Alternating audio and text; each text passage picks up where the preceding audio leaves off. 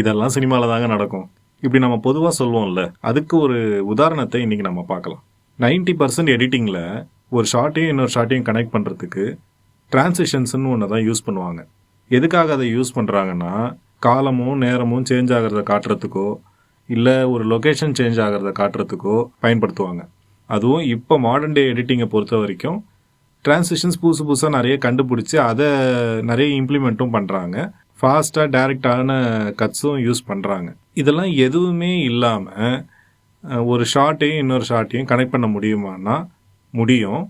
But அதுக்கு ஒரு ஆழமான ஒரு மீனிங் இருந்தால் தான் அது நல்லாயிருக்கும் பார்க்குறதுக்கு. விஸ்வரூபம் படத்தில் ஒரு காட்சி வரும். அந்த படம் ஒரு ஃபிக்ஷனலான ஒரு படம். ஒரு தீவிரவாதிகளுக்குள்ள ஒரு இந்திய உளவாளி இருந்தால் அமெரிக்காவுக்கு எதிரான அவங்களோட ஆப்ரேஷன்ஸை இவர் எப்படி முறியடிக்கிறாரு அப்படின்றத பற்றி தான் அந்த படம்னு வச்சுக்கோங்களேன். இப்படி இருக்கும்போது ஹீரோ அந்த குடும்பத்தோட ஒரு நெருங்கிய நண்பராக மாறிடுவார். அந்த மாதிரியான ஒரு சுச்சுவேஷனில் ஒரு டைம் என்ன ஆகும்னா, அந்த வீட்டோட பெரிய பையன் ஒருத்தன் இருப்பான். அவன் ஒரு ஊஞ்சலில் உட்காந்து இவரை அந்த ஊஞ்சலை ஆட்டி விட சொல்லுவான். இதை நாம் சைட்லேருந்து பார்க்குற மாதிரியான ஒரு ஆங்கிளில் அந்த ஷாட்டை எடுத்திருப்பாங்க. இனிஷியலாக பார்க்க பெரிய பையனாகவே இருந்தாலும் அவன் மனசுக்குள்ளே இன்னும் ஒரு சிறுவனாக இருக்கான் அப்படிங்கிறத இந்த ஆக்ஷன் நமக்கு சொல்லுது. இப்போ அதே பையனை தான் என்ன பண்ணுவாங்க, அவன் உடம்புல ஒரு அங்கியை மாட்டி விட்டு உள்ள ஒரு பாமை கட்டி விட்டு அவனை அனுப்புவாங்க. அவன் நேராக பார்த்தீங்கன்னா இந்த அமெரிக்க இராணுவம் ஆக்கிரமித்த ஒரு கேம்ப் ஒன்று இருக்கும்.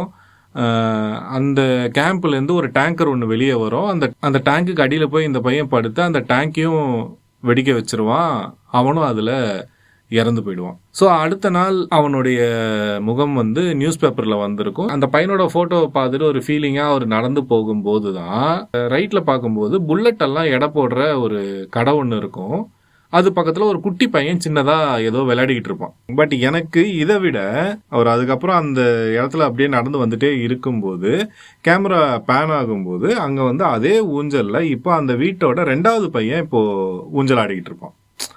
ஸோ இப்போ எனக்கு என்ன அதில் ஃபீல் ஆகுதுன்னா, டெரரிசம் அப்படிங்கிற ஒரு ஆவி ஒரு பையனோட உடம்புல இருந்து இப்போ இன்னொரு பையனுக்கு ஏறப்போகுதோ அப்படின்றத முன்னாடியே காட்டுறதுக்காக தான் இதை யூஸ் பண்ணுறாங்க அப்படின்றது எனக்கு தோணுது. ஸோ இங்கே பார்த்தீங்கன்னா 2 விஷயம் நடக்குது. ஒன்று அந்த ஊஞ்சலை அவர் ஆட்டி விடும்போது நடந்த அந்த ஆக்ஷனும் அந்த ஊஞ்சல் அப்படின்ற ஒரு ஆப்ஜெக்டும் ஓகேங்களா. இதை வச்சு வெறும் ஃப்ளாஷ்பேக்கில் நடந்த ஒரு ஆக்ஷனையும் ஒரு ஆப்ஜெக்டையும் ப்ரெசண்ட்டில் அதே ஆக்ஷனையும் அதே ஆப்ஜெக்டோடையும் நம்ம லிங்க் பண்ணும்போது வெறும் இங்கே ஒரு டைம் சேஞ்ச் ஆகிறது மட்டுமோ இல்லை ஒரு லொக்கேஷன் சேஞ்ச் ஆகிறது மட்டுமோ நடக்காமல் அது இன்னும் அந்த சீனுக்குள்ளே ஊடுருவி போய் அதோட மீனிங்கை டீப்பர் ஆக்குது.